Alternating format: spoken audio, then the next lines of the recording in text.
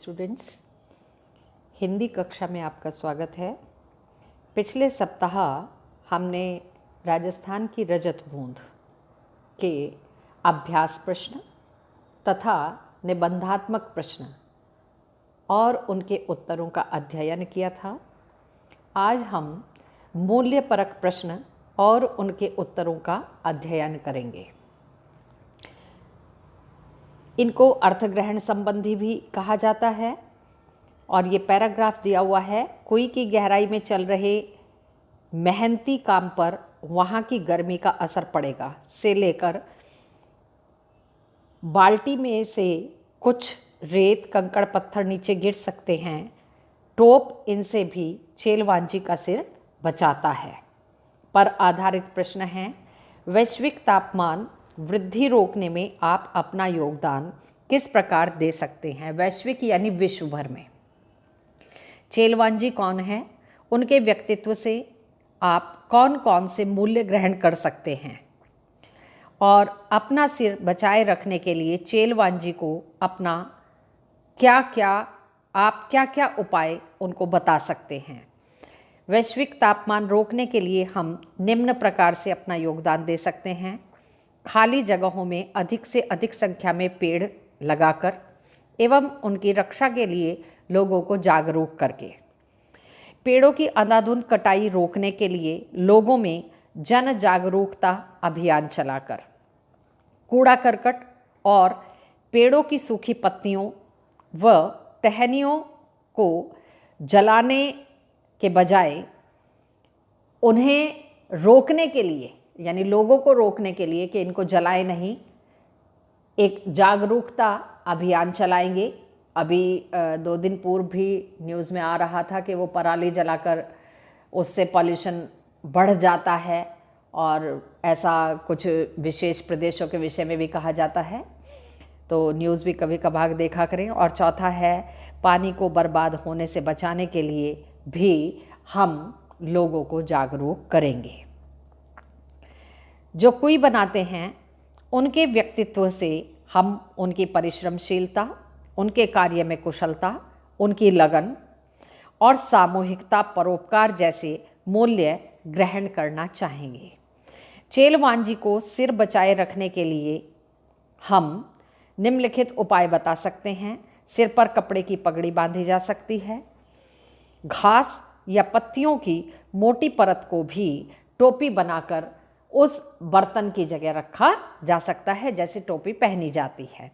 दूसरा पैराग्राफ है, कोई एक और अर्थ में कुएं से बिल्कुल अलग है से लेकर काफ़ी लंबी चौड़ी है पर रेत के नीचे दबी रहने के कारण ऊपर से दिखती नहीं है। अपने आसपास जल का प्रदूषण और अपव्यय रोकने के लिए आप क्या क्या करना चाहेंगे? भूजल स्तर गिरने का क्या मुख्य कारण है?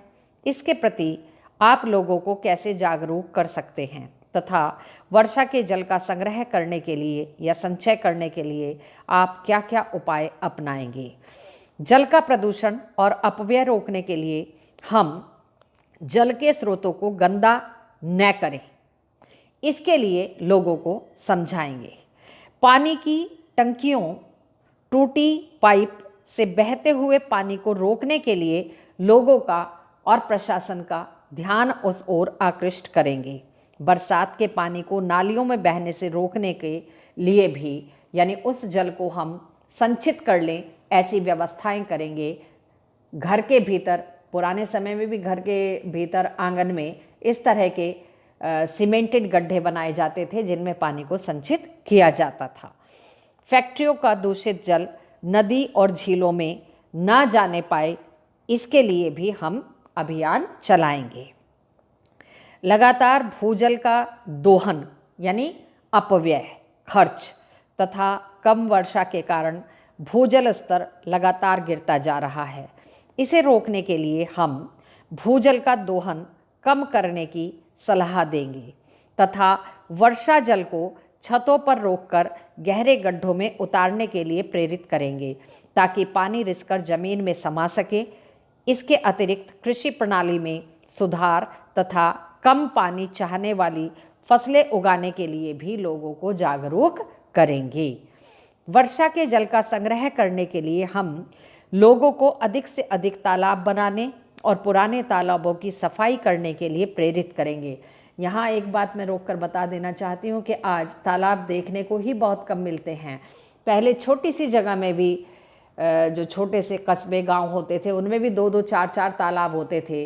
अब इक्का दुक्का ही देखने को मिलता है। इसीलिए हमारी धरती के भीतर जल का स्तर कम होता जा रहा है, क्योंकि पानी कहीं एकत्रित नहीं होता, वो बहकर ऐसे ही बेकार हो जाता है, व्यर्थ चला जाता है। साथ ही लोगों से अनुरोध और आग्रह करेंगे कि वे अपनी अपनी छतों पर टंकी बनाकर वर्षा के पानी को संग्रह करें, संचित करें और भाप बनकर उड़ने से पहले सुरक्षित उन्हें जमीन के भीतर पानी को पहुंचा दें। तीसरा पैराग्राफ है, पर यहाँ बिखरे रहने में ही संगठन है। ये बालू के रेत के बारे में बताया गया है। यहाँ से शुरू होता है और बूंद बूंद रिसती है और कुएं में पानी जमा होने लगता है। खारे पानी के सागर में अमृत जैसा मीठा पानी। पानी की बढ़ती समस्या से निपटने में यह गद्यांश आपकी मदद कैसे कर सकता है, लिखिए। धरती में नीचे चल रही पट्टी पानी की रखवाली करती है। आप भूमिगत यानी भूमि के भीतर जल स्तर को बचाए रखने के लिए क्या क्या कार्य करेंगे? प्रस्तुत गद्यांश आपके लिए क्या संदेश देता है? पानी की समस्या दिनों दिन बढ़ती ही जा रही है। इसका भीषण रूप हमें गर्मियों में देखने को मिलता है। प्रस्तुत गद्यांश हमें पानी को संरक्षित करने, व्यर्थ में बर्बाद न करने और प्रदूषित न करने की शिक्षा देता है। जल समस्या से निपटने में हमारी मदद भी करता है। धरती में चल रही खड़िया पट्टी जिस तरह भूमिगत जल की रखवाली करती है, उसी प्रकार इसे बनाए रखने के लिए हम वर्षा के जल को जमीन में उतारने का प्रयास करेंगे तथा भूजल दोहन को रोकने के लिए लोगों को समझाएंगे, उन्हें जागरूक करेंगे। प्रस्तुत गद्यांश पानी को बचाए रखने और बनाए रखने तथा प्रदूषण होने से बचाने का संदेश हमारे लिए छोड़ जाते हैं। संक्षेप में यदि कहा जाए तो एक बड़ा बहुप्रचलित वाक्य है, जल ही जीवन है। आज के अंक में हम यहीं तक करेंगे, शेष कल छात्रों। धन्यवाद स्टूडेंट्स।